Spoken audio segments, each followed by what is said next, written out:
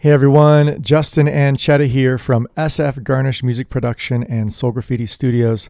Thanks for being with us for another West Coast Wednesdays. Every Wednesday from 11 a.m. to 12 p.m. We're here talking about digital audio workstations, Ableton Live, Logic Pro, mixing and mastering, sound design, and all that good stuff. Today I'm going to be getting into a question somebody had on how to import either an MP3 or a WAV that wasn't able to be imported based on, I think, the format of it. And if the formatting is not able to be imported into Ableton, there's a little workaround where you can essentially take it from another computer and bring it into your audio interface and then record it in. And the important part is that you record it on its own separate channels. I'm going to talk a little bit about this and just going into the setup of it. So right here, you can kind of see that my outputs are set up where everything's coming through 1, 2, which is essentially how I'm doing my live stream, right? How you guys are hearing all the audio. I'm sending it through my bus 5 leading back to 1, 2, USB 1, 2, which is allowing OBS to pick this up. Now, if I wanted to just record this vocal, I would go to 11, which is where it's coming in on my audio interface. And then the music that I'm doing is on 15, 16. It's going to be a stereo track. So I have this set up to be set up for 15, 16. Now you could really do any track you want, but I have it set up to where it's on its own and it's far away from other areas of accidentally recording other sounds, such as my voice over the top. And the other part of this is I have the computer over here set up going through this audio interface. It's my DDJ SB2 Pioneer. Okay, and that's going to be fed in.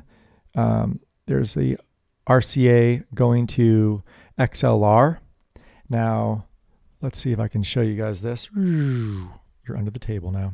So this is the X32 rack. Now, you don't really need something this hefty to do a 2-track recording. This has, 32 in, 32 out, up to 48. On the back of it, there's 16. So that's why I can easily go to 15, 16. And that if I look on the back, the 2 XLRs are plugged in right there. Okay, so the routing on your rack is really important for doing any live streaming or re-recording of gear. You want to make sure that your audio interface on your computer now is set up where it can take the same tracks that are there. So here we are with our 2 areas. I'm going to go into arrangement view on this computer over here and let you guys just kind of see what's going on, okay? So essentially, we're going to record from the start position here, and it's important that we know the general BPM of this track. So I'm going to go ahead and play a portion of this and just tap tempo. Okay, I also have a nice push 2 over here. So the push 2 has a tap tempo, but essentially what it's doing is it's mapped to this button in the upper left-hand corner, tap tempo. So as I go,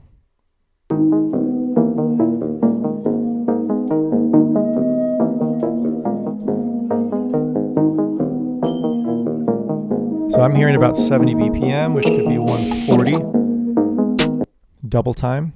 So let's just try this out. Okay, that's the click track you guys are hearing on, it's just one side right now. Let's go ahead and just make this click track go to the same input 1, 2, out 1, 2.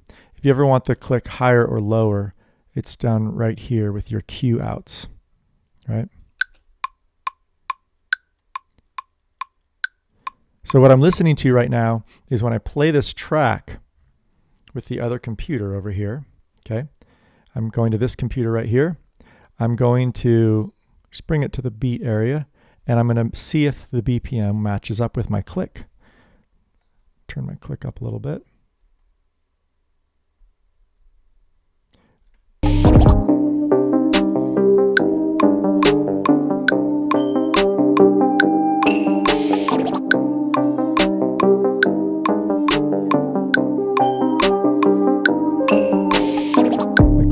right on the down, but it is holding steady, right?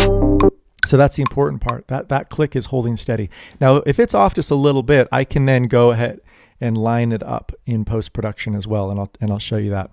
And so essentially what I'm sharing with you guys here is a way that you can import a track for the use of going in and looking at how it's formatted and bringing in your own sounds. Okay, so that's why I'm putting this track together here for a friend to kind of learn how to do this. And another thing that I really want to make sure that we do is that we go ahead and save as. I always like to do this before bringing anything in, right? Because otherwise the untitled go to just the regular Ableton location. If you say save as, it'll go to the exact location that you want. Really helpful with organization of finding files, sending files. It's kind of like a collect all and save initially. That really helps organization. So always go save as and put it in the location that you want. And I'm going to go into, let's name this active projects. This is for SF Garnish and our live stream that we do. We were doing every Wednesday at 11 a.m. and we're going to be doing first Wednesdays through 2022. So just want to give you guys a heads up of that. Someone's calling me. Let's go ahead and cancel that. Quit. Cool. And live stream recordings, live stream tools. There we go. So we'll put it in here and we'll say how to import stereo track. It's essentially recording and we're at a specific BPM. I'm not going to put the BPM in the very top of this, but once I then know the BPM of a song, I often go save as one more time and I add it to the area right here. So 140 BPM. So that if you're working with somebody and you save this file or you're doing a splice with them, that they know essentially where that is located. All right, pressing tab, I go over to arrangement view and we're just going to go ahead and just record this from the very beginning. You guys can see both computers. Bring that to the very beginning and record enable. Now when I'm recording, I'm actually not enabling the auto playback because I don't really need to hear the track. I'm just going to record straight in. And I'm also going to turn off the click for now. All right, here we go.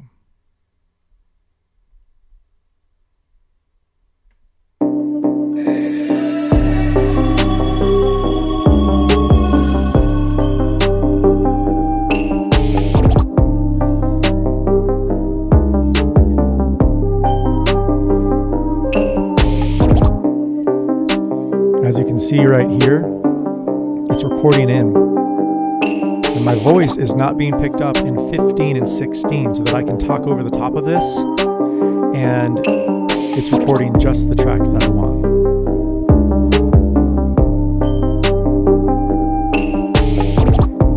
Now I'm doing a live recording all the way through this track for the whole length of the song. So it's 2 minutes and 5 seconds. This drip instrumental.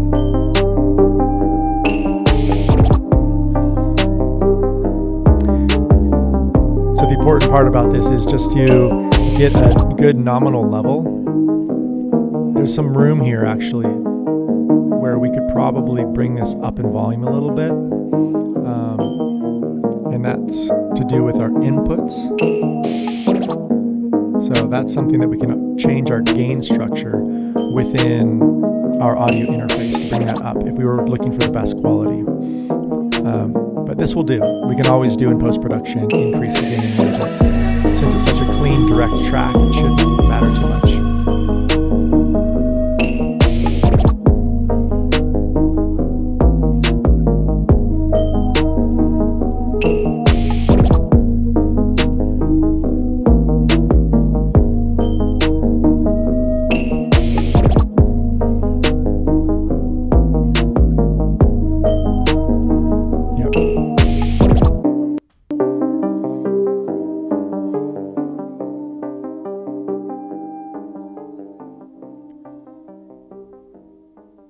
So a little bit of a hiccup there at the very end. I'm kind of curious if that came in that way.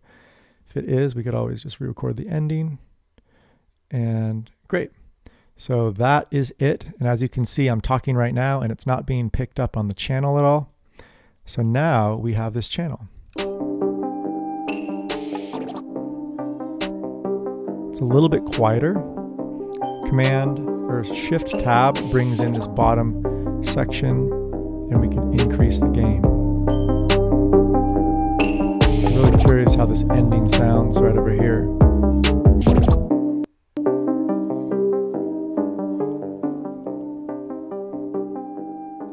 All right, so that ending had a little hiccup. So let's go ahead and just see if we can re-record the ending. So I'll go in to this view so you guys can see that I'm just gonna bring it to the end of the song.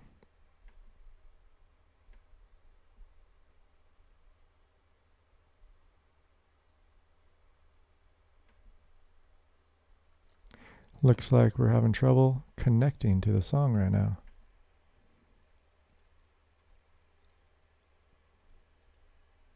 And I'm going to press record again.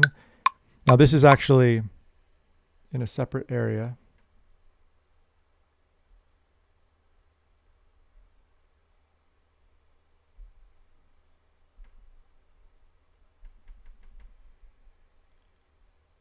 Trip instrumental, having trouble connecting.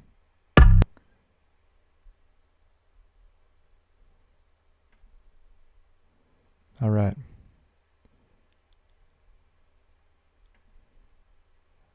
Let's go ahead and try this out. Drip, drip, drip. All right. Having some trouble connecting. We will get through this. I haven't had really good luck with Apple Music, y'all. I must say, in general. Here we go.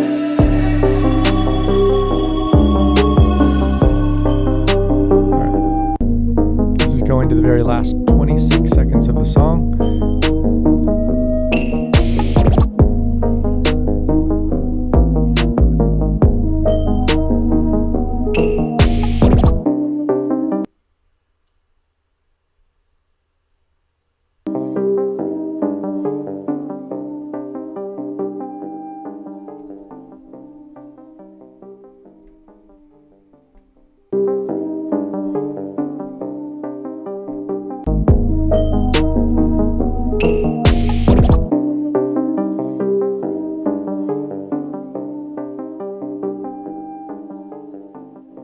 I had to do that a few times because there's just poor connection, which is really crazy to think of. So now here we are with our track over here. And we just really want this clean track recorded so that we can kind of make our own track based on this, which is what our friend wanted. So the part that I heard was right here when it transitioned. And let's go ahead and zoom in and make sure this is to the click. And to do that, we want to make sure that there's some room on the front of the track so that it can slide into position. And let's get this first note to be right on a specific downbeat. So on that 5 right there would be really helpful. Now notice this is actually hitting in right in time. So I'm thinking that 140 is exactly the BPM of the song. And now on this measure 70 right here, that's where we want to cut it or even put a marker, right? So that's where it cut out. And now we had that last take, which had it.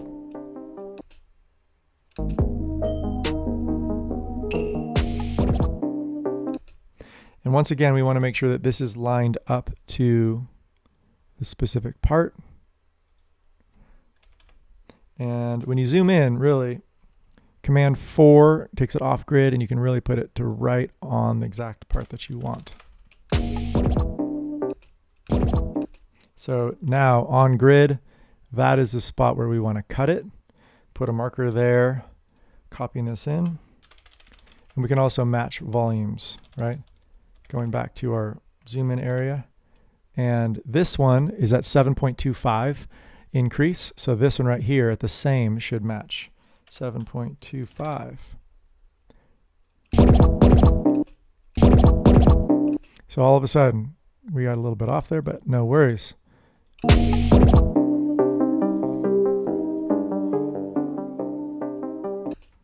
Nice. So I think that this track is a little bit behind where I want it to be, just by about that much.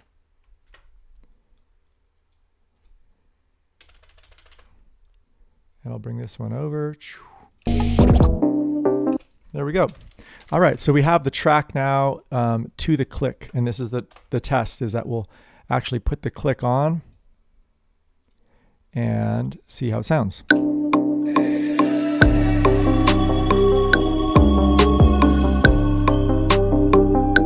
Pretty simple. Now this is where you start kind of doing your format of like marking where it drops in softer. You kind of see the waveform here. You can also make this larger just by dragging that down. That helps out as well. Don't need the click anymore. Beat back in. So this is where you can start kind of naming the parts, right? Beat back in.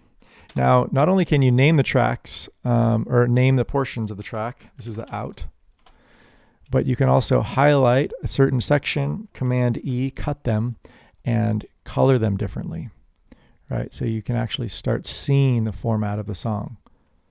Cutting this one and formatting this differently. Kind of more drums out.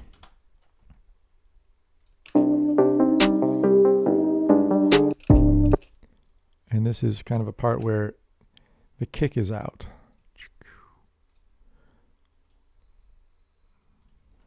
Rename.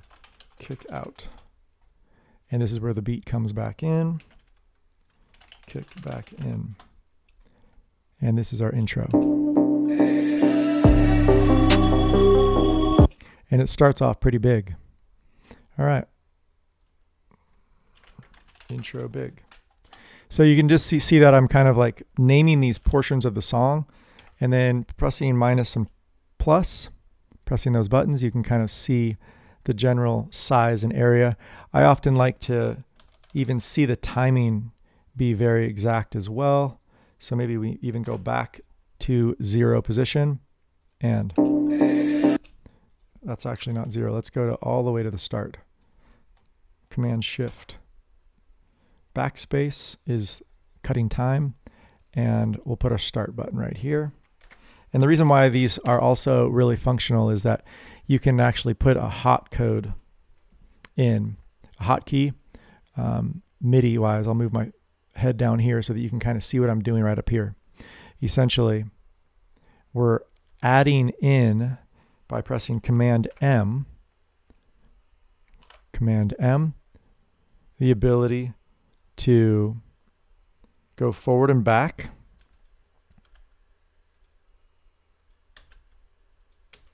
Oops, sorry, Command M is actually for MIDI. Let's go Command K. It's red, and we're going to go use our keyboard. Forward and back, and this is that right there. Maybe a play button as well.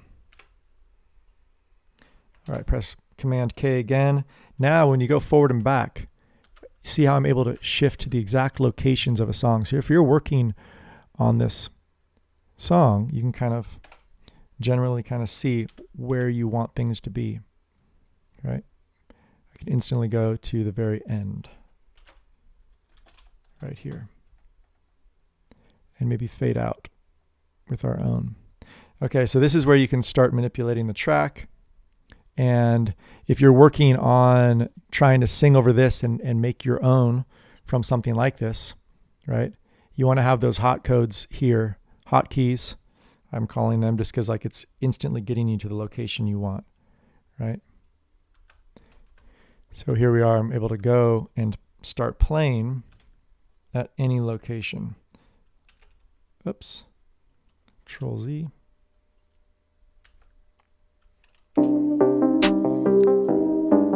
And based on your bar marker right here, it'll come in on the bar. So you can actually stay in this section of the song for longer, or come into the part before that, or two after.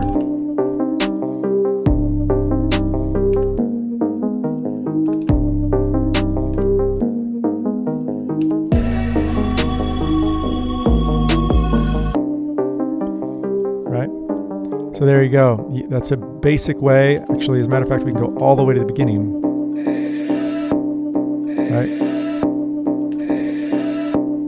Now, if you wanted to kind of get this to be a different timing when you're using these functions, you can use your shortcuts, right?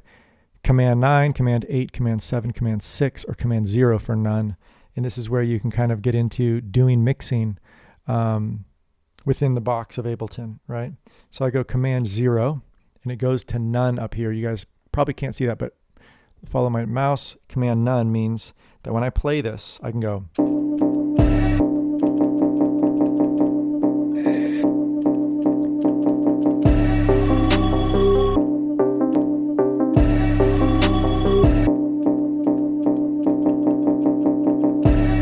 Right, I can actually play with where those are coming in, right, from the very get-go. The next thing I might want to do for something like this, so obviously this is to make your own track just below to kind of match the vibe and the style of what you're liking. So if we want to match a style and vibe, we want to know really clearly how long these portions are of the song. This is the intro. So here we are now. It's nice and color-coded. For effects, I might put in something really basic to kind of work on the effects.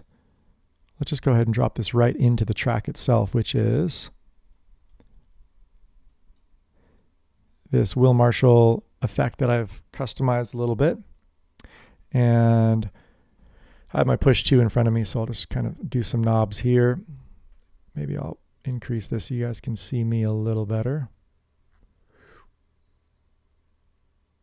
All right, cool, cool. Let's try this out.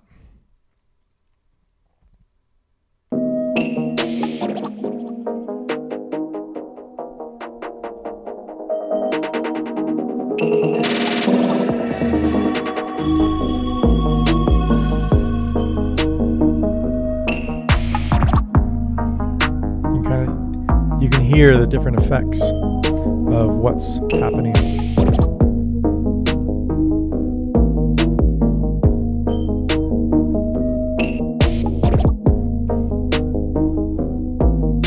Use your mouse to get around too. I also like to just stay in that 9.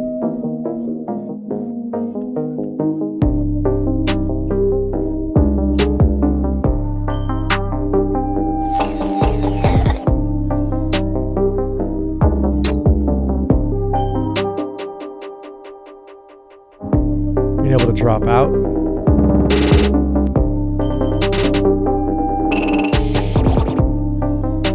All right, so you guys are getting the gist of this.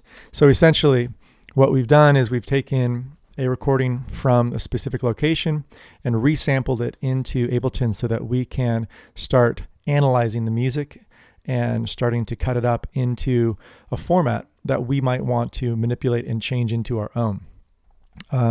What I would essentially do from that point is start adding in the different instruments, Command-Shift-T, bringing in the MIDI, or if you have a sample, Command-T, bringing in audio, and bringing in the different beats and sounds that you want right here to kind of match the groove that you're going for.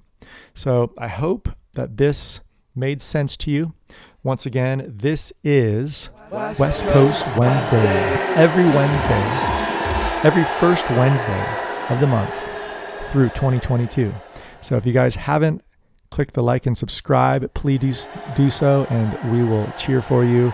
We have social media going on, Twitch, YouTube, and Facebook Live, the first Wednesdays of every month.